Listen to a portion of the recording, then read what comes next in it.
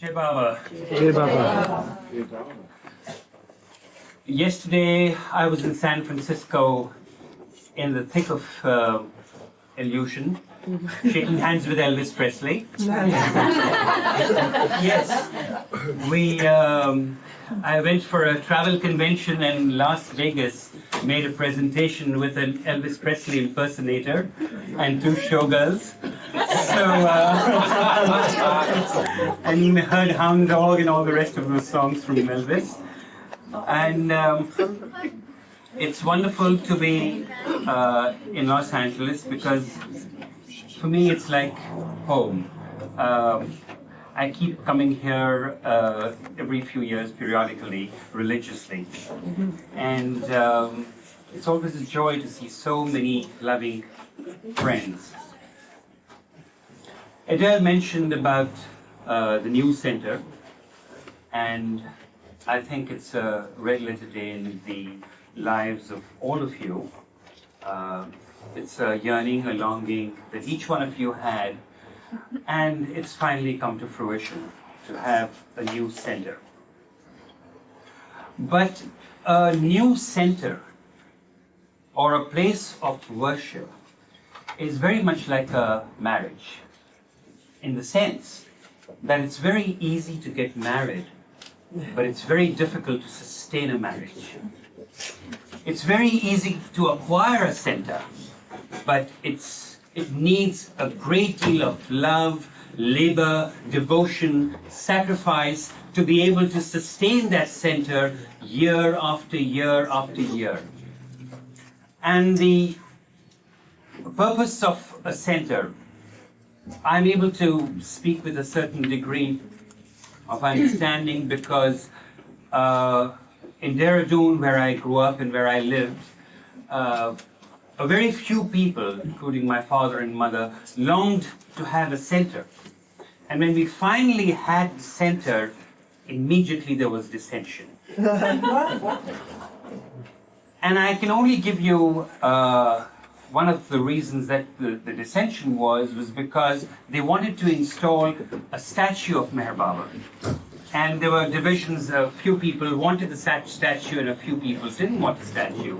And some people felt it was idolatry and others felt that it was important to have a likeness of Baba and so forth. Ultimately, it went to King Solomon, to Meher Baba himself. And my father and the two parties were called. My father was always opposed to a statue.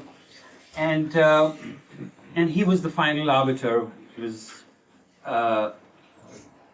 the statue, of course, was installed, but the Meher Baba said that it does not matter if you have the statue, or it does not matter even if you have a photograph or a picture. What really matters is that there's harmony. Because when you all have harmony within each one of you, when there is sharing and harmony and love, that is what you're going to project. Having a statue which looks beautiful or a photograph that looks beautiful is not going to draw people to a center where they can learn, where they know about Meher Baba and need to know more. That's not the place, that's not the reason they come into a center. They will see you, the way you project your love. That's what will bring people to the center. And that's what wherever there are centers in India, that was his message. In Bombay there was a center, and there was immediately a tremendous division between the Parsis and the Hindus.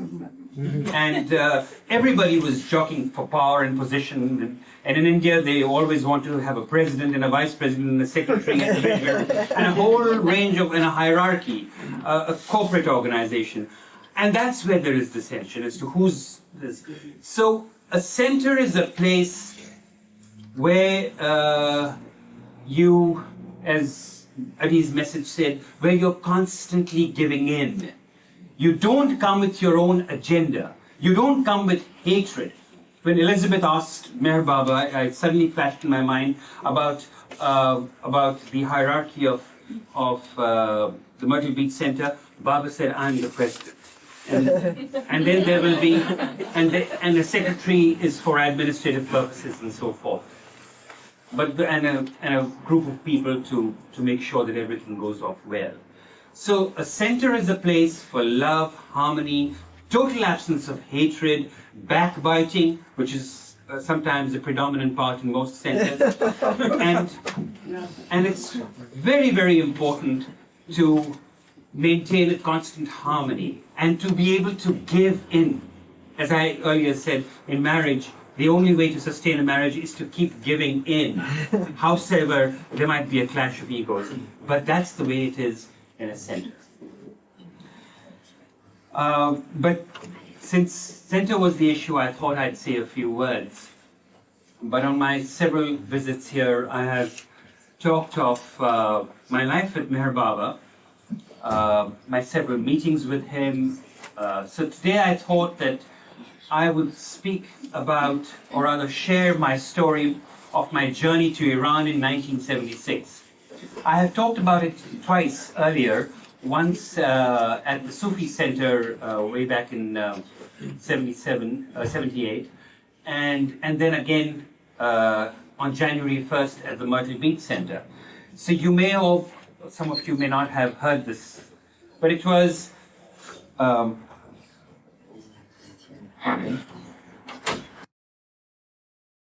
went to Iran with my mother in 1976, was in search of Meher Baba's ancestry. And I had worked on The Beloved, and while I was working on The Beloved, I got a great deal of feedback from various different sources about Shehryar and Meher Baba's grandfather Mundekar and Dorab and Gulandon, Shireen's parents. So while Meher Baba's life you all have read and from various different sources, the feeling was that there was very little known about Meher Baba's ancestry. So, so my mother and I decided to go to Iran.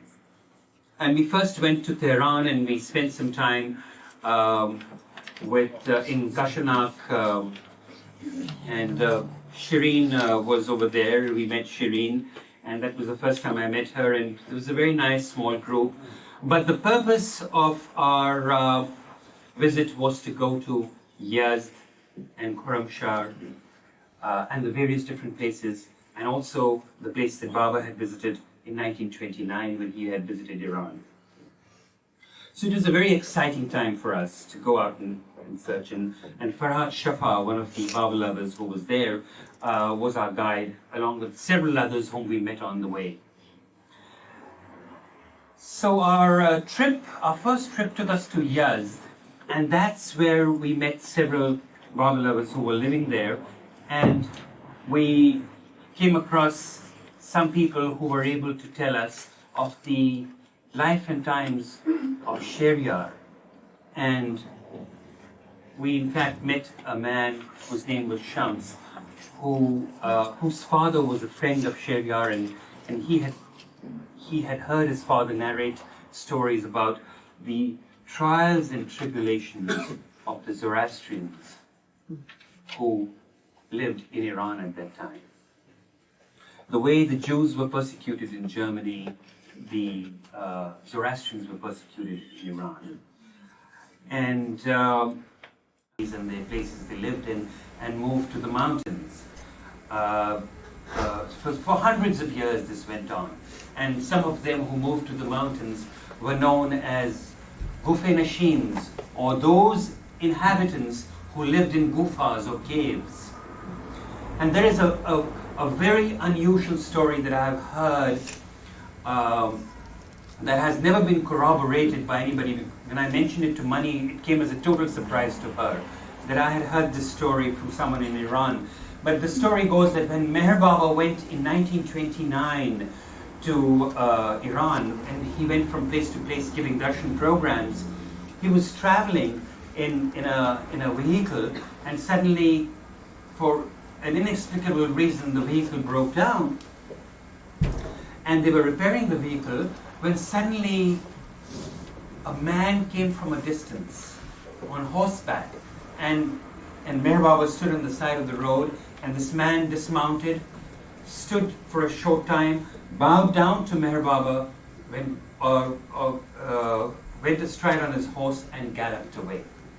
And Baba at that moment mentioned to a few of his disciples that he was a Kufi Nashin, or Sabid, one of the people the cave people.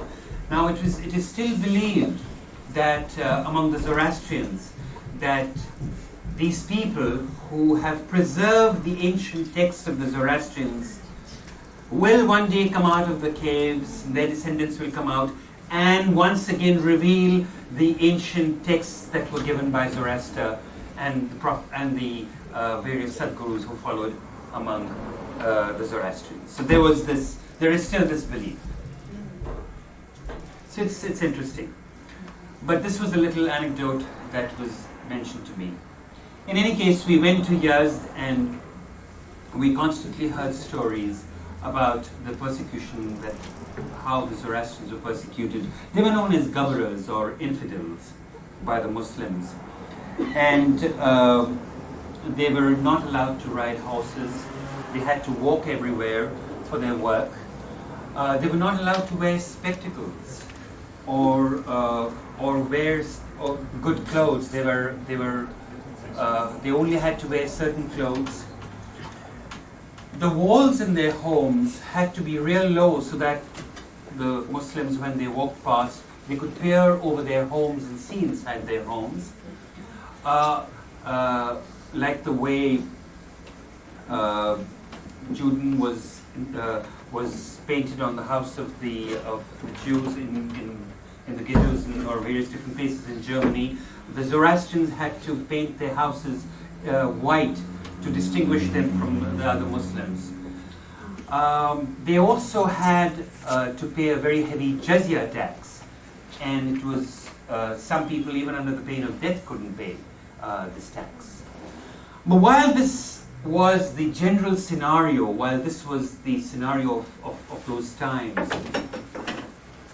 the Iranis, also the local Iranis, suffered a great deal, and Shehryar, Mani's father, narrated several stories. And one of the stories that Mani narrates is about Shireen's mother, Gulandun, who lived in these parts, in these towns. And she was a young woman, and the story goes that one day, in order to supplement her income, she used to sew little socks for children and would go across to the other side of the town and sell them. So she, on one of these days, she went and she was a little late in coming back, and it was getting towards sundown, and she decided to take a shortcut. In order to do that, she had to pass by a Muslim section, and they had sprayed a section with water. So there were a bunch of boys sitting over there, and they called out to her and said that she was a Gabra, she was an infidel, and infidels could not walk over sacred ground. They just termed it as sacred ground. And she knew that she was in trouble, that it would take a very long time for that patch of land to dry up. And she desperately prayed to God to help her in this situation. And suddenly, out of nowhere, an elderly man, a Muslim with a walking stick, came. He took in the scene. He berated the boys for their behavior, turned to Gulandun and told her that he would escort her home. That week, Gulandun and Dorab left. She was carrying Shireen, her mother, and 1 month later, Shireen was born in Bombay, and 3 months later, they moved to Pune to live there. Thank you very much. So this was the kind of suffering that they had to go through. There are several stories that Mani has narrated from time to time. Some of them appeared in the August issue of the Globe, the Mani special issue. Another little story that Mani narrated was about the time when her father told her that it was always very dangerous to have an altercation with a Muslim or lose your patience with them, and they had to be very, very careful for their life. So each morning, the Zoroastrians, before going out to work, would spit on a wooden pillar that was in front of everybody's home. They would kick on it, spit on it, and relieve themselves of before they went on to their job. So this was one of the ways they were able to live and continue living in Iran. But as we went on from Yazd to Khorramshahr, we decided to go to this small little village. Khorramshahr is a very small village near Yazd, and that's where Mundegar and Shehryar lived. We went to the home in Khorramshahr, to the home of Rodi, and this was Shehryar's nephew's wife, Baba's cousin's wife, and she welcomed us in her home, and we went and saw her. The complete house had been renovated over a period of time, but the cellar had remained intact, and we found very large jars full of grain in them.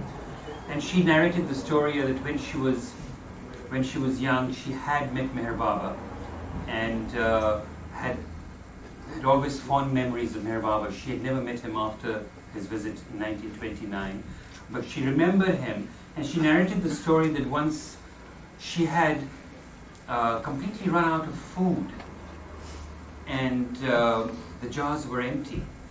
So, and one thing that they were very proud of is tremendous Iranian hospitality. And she did not want to go and ask anyone for food. So she prayed to Baba that to help her. And for her, this was a miracle, because when she went down to the cellar again, the jars were filled with flour. So this was, and her husband, who was also there, he mentioned another story of how he was very ill, and so it's their simple faith, their love for Baba, even though they had met him once, always continued to sustain them. One of the women, one of the homes that we were taken to was the home of Tehmina Farvarun. And one of the first things you noticed when you saw her was her beautiful black hair, long flowing hair. Apparently the story went that when Baba came in 1929 to that small town, and there was a little town square, and that's where Baba gave darshan. Her parents took her to Baba and said that, Baba, this little girl of ours has boils on her head, and all her hair is fallen off, and she is, we're terribly worried about her. And then Baba did something which I've rarely heard or known of Baba doing, and that was given her a little liquid to apply on her head, and said, apply this on her head and everything will be okay. And she had very long, beautiful tresses, and that was a story that she narrated to us. Even today, there is a kind of ball of fear in all these little towns.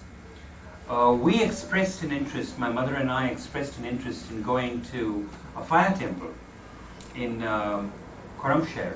Now this fire temple is one of the oldest fire temples in that region, the Zoroastrian fire temple. And it was interesting because the moment we expressed an interest in doing that, there was a buzz in the village as to why we wanted to go to a fire temple. And I'd never seen a fire temple that was locked. So we had to make a special arrangement. They kind of briefly interviewed us as to who we were and why we could be, we had come from Tehran, and there was always the fear that these could be spies or someone who were coming. So this was the first time that I saw a fire temple that was locked. So we were taken in. It was a very simple fire temple, and the priest came, and he was convinced that we were genuine Zoroastrians, and we went in. So there was always this little feeling for strangers. Having been around, in fact, I also got an opportunity of seeing Mundekar's house, which is completely broken down, and that's his grandfather, Baba's grandfather. Now, Mundekar was Baba's grandfather, and he was the Salar, or the keeper of the Tower of Silence. Now, there were 3 Tower of Silences in a place called Qasimabad, which was, you had to go a fairly long distance in order to go to this place. And over there are 3 fire temples, there are 3 Towers of Silence, and various ranging in different years. One was several thousand years old, and that was tended by Mundegar, that's Baba's grandfather, and later on by Shehryar. And yes, and there are certain rituals and ceremonies that go with this disposal of the dead. I won't go into them, but it would be of interest if somebody wanted to go and read them in the library. It's extensively written up. The job of the Salar was to draw a line around the dead body before the pallbearers carried the body onto the Tower of Silence, and the vultures would consume the body. So we went up to this mountain to see it, and we had a guide with us who really didn't know who we were, because everybody didn't know where to go. So we went up to this, and as we walked along, we saw very large, large container-like things made out of baked mud. Apparently, these cauldron-like things were used for cooking. Whenever relatives came to dispose of the dead, food would be cooked in it. So we saw that over there. And when we walked up along with this guide, he said that he had heard of this man Shehryar, who used to be over here, one of the people looking after the tomb. And beyond the Tower of Silence, for hundreds and hundreds of miles, we saw desert land. And as I stood on this man said, and you know Shehryar, this man, he just walked down from the Tower of Silence one day and vanished, and we never heard of him. And of course, we know what happened. But he said that his sister Piroja continued to live here, but he vanished and he went away. He was a dervish. But he said, I had heard that he used to sing beautiful songs. And we know that Meher Baba sang beautiful songs too. So it was interesting, all these various different coincidences. Then, having been through all these areas, we decided that the place that we had to visit was a place called Jafarabad. Now, my mother wears a sari, so it was always difficult for her to walk in all the sand. But when we decided to go to Jafarabad, we had to go to a village called. This is all rustic area with sand all around. It was like an archaeological expedition, except that my mother was wearing a sari. But so we went to this village of Majumar. We had been told that in this village you will meet a man called. No, that's fine. That's fine. You will meet a man called Hassan Mirabi, and when we we went to the little town. All these little villages have a little town square where people are constantly sitting and drinking tea and smoking. So we asked some of the young people that, do you know Hassan Mirabi? And nobody seemed to know him. But he says, yes, we do know of Hassan Rafi. And then he says, there it is, that's the man who's coming. And we saw this man coming towards us. It was a very small village. And we meet this man, and he starts talking in English. And he tells us that he was a student at Hazrat Babajan School.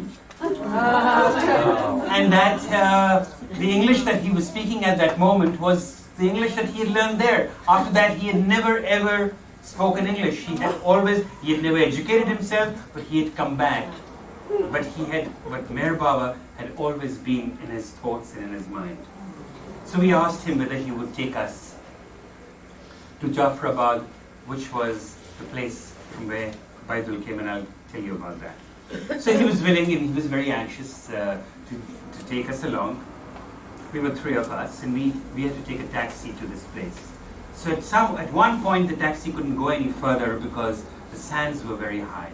So my mother and I, we plodded through the sand, and we walked into this abandoned village of Jafrabad. Completely abandoned. There was no one there. People had left it because of lack of water. So it was as if I had this feeling as if I was walking into a biblical village. It was beautiful with those kind of baked arches, the way you see in biblical films. And there was only one road that led to all the various. There were different houses on either side, and there was one road that led to it. So we called out, and a man answered. Apparently, there are 3 people who still live in that village, and they had been transporting water, and because they couldn't find a place to live, so they were living there. And they had met Meher Baba in 1929. So this very old lady goes in and pulls out an old calendar with Meher Baba's picture on it. In any case, the purpose of our visit, the purpose of visiting this village, was to go to the house of Baidul. Yes. Now Baidul was one of Baba's Mandali, who had a house. It's not a very well-known fact that Meher Baba had financed a small school for children in this little village, and Baidul used to teach them. He was the teacher. So in 1929, Meher Baba had stayed for one night at this village of Jafrabad.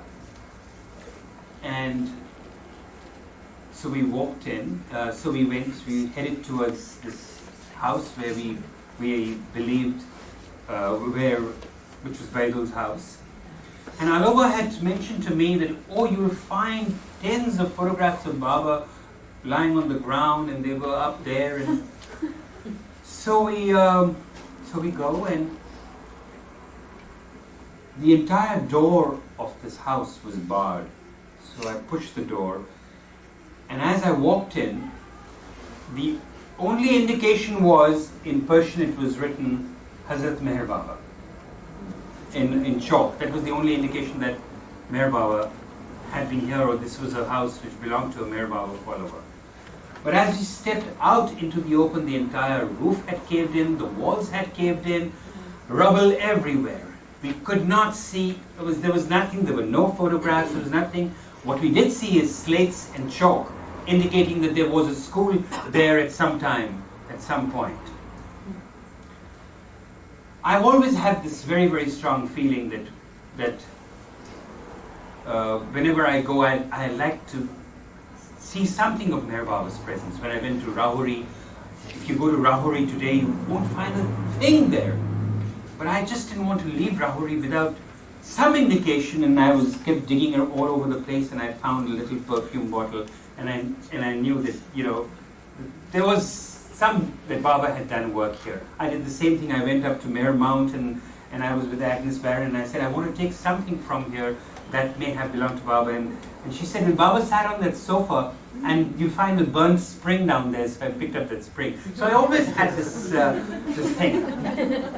And I still have that. So I found an old bottle over there, an empty bottle lying there, so I picked up that bottle. But I couldn't find anything else.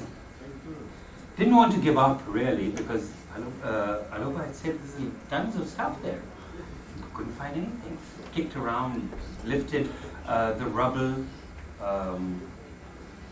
Suddenly, immersed in the layers and layers of sand was a trapdoor.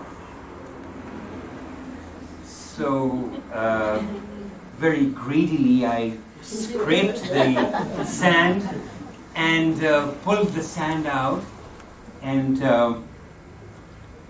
tugged at this trapdoor with great difficulty. My mother kept on cautioning me that there would be scorpions in there, but I was just too excited. So I pulled the trapdoor and very gingerly put my hand in and didn't find anything. It's just sand.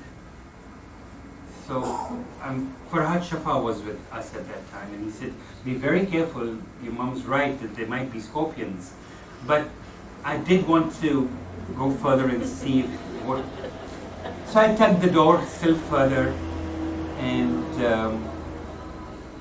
gradually kind of kept removing the sand, and my hand touched paper.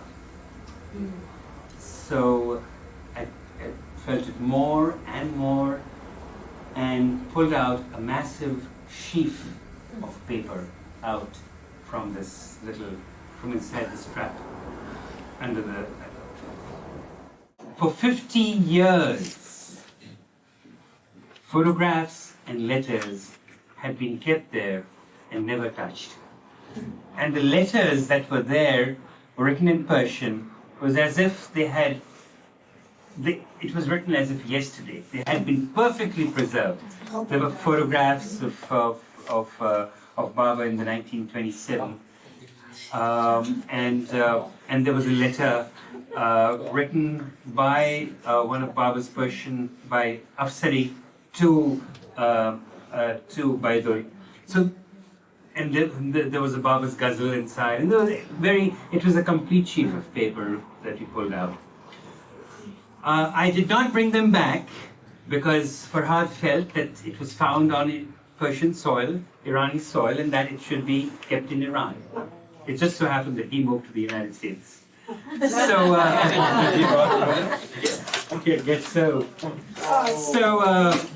so I don't know what happened to them, but I made copies of everything, and then I used them. I did a story in the Glow, and I featured it in the Glow. But this was a very, very exciting expedition.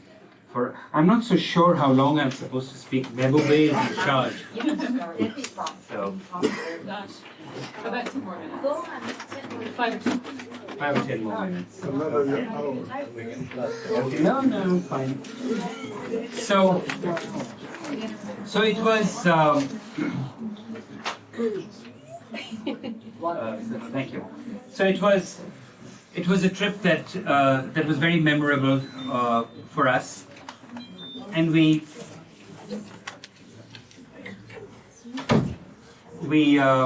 from there we went on to Shiraz and went to the tomb of Hafiz and Sheikh Sadi. We bowed down. I said the Master's Prayer and the repentance prayer at Hafiz's tomb and at Sheikh Sadi's tomb, and went back to Tehran and then came back to India. So this was the interesting thing that happened was that I also found photographs of Meher Baba's relatives in this house of Fariduk Rodi. Fariduk Faridun Rodi was the name of the lady who now lives in Shehjar's house. So she had a bunch of photographs, and I photographed them, and I was able to bring them back with me. So we have a fairly good record. You know, one of the interesting things, as I was mentioning about the beloved archives, my father, who was a history student, had a very good sense of history, and I was all was a history student as well. So he had collected a tremendous amount of material about Baba's life and work. But what had happened was that one of my mother's uncles was a die-hard Meher Baba antagonist. And he was also the leader of the Zoroastrian community in Bombay. So he, along with Paul Brunton and Colonel M.S. Irani, Mehra's uncle, had launched a campaign against Meher Baba in the 30s and the 40s. And that campaign was not any simple campaign. It was like real vendetta, for whatever their reasons were. And what had happened was that Colonel M.S. Irani was a retired colonel. You need some water. A little water for actually. I would have given you mine, but Yeah. I do like it. Please go ahead. Classic, yeah. So what had happened was,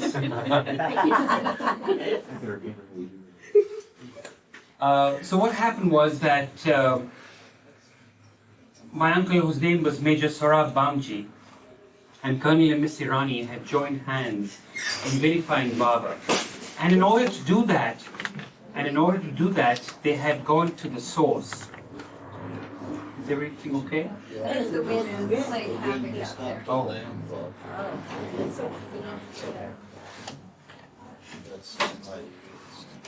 So what happened was that the Colonel M.S. Irani, who was one of Meher Baba's antagonists, decided to go to the source of everything. And in the last issue of The Glow, you may have seen a photograph of a court judgment against Shehryar Irani. And I have the original. And how that happened was that Colonel M.S. Irani, in order to collect material to vilify Meher Baba, went to the source. He went to Meher Baba's teachers, he went to Meher Baba's colleagues in school, he went to the courts to see where this judgment was against this toddy shops and so forth. So he had collected all this material and kept it very organized. Many, many years later, I went to see my uncle, who was mellowed, who had wanted to see Baba at one point, but after Baba had said, yes, come along, come and see me, he cancelled it out because he had to go for a Rotary Club meeting. So my mother and I went to his house and he said, look, I have all this junk here in a large suitcase. I'm going to throw it out. If you want, you can take it. When I took it with me, the entire suitcase, I couldn't believe my eyes. Wow. There was material, and on the basis of that material is how I wrote The Beloved. And there was, I did not know that Meher Baba was a school teacher in Nargol, that his pet name was Bijli, which means electricity, you know, things like that. This was the stroke of luck in getting all this material. But I've always collected all the archives, and I'm happy to share with you that the Beloved Archives is organized year-wise, and I had this fantasy of recording each day of Meher Baba's life. And I thought at one point that it was impossible, but now I don't. Because Adi Irani let me transcribe his diaries from 1932 to 1970. And as a result, now if you were to tell me that I was born on such and such day, what was Baba doing there or what did he say, I could go to that and I could check it out. I think they're playing around with that on the internet. So the Beloved Archives is now in an advanced stage of going digital. One of the most wonderful things that I've been able to do in New York is restoration work. I was able to get from Chanji, F.H. Chanji's collection of photographs, some 12 photographs of Meher Baba, which were like blank sheets of paper. You couldn't see except you could see a shadow. And this restorer in New York is a miracle worker. He has converted these photographs into absolutely astonishing pictures. And I was able to recover a photograph of Meher Baba's birthday celebration in 1924, which was astonishing. So in one of the future issues, you'll see the before and after. The before is a white sheet of paper, and the after is absolutely gorgeous, Meher Baba with his disciples standing around. So these are some of the things that we're doing with Beloved Archives. And I'm not going into any of the other stories because this time is limited today, and I'm sure there are several others who would like to participate in this wonderful celebration of Baba's 103rd birthday. But if there are any questions that anyone has, I'd be happy to answer them. I have a very faint photograph of Meher Baba. It's so faint. If that would be restored, I should be thrilled there. It can be, yes. I don't know. Yes. Pretty bad. Just give it to good. Take care of it. Right? So thank you very much. Jai Baba.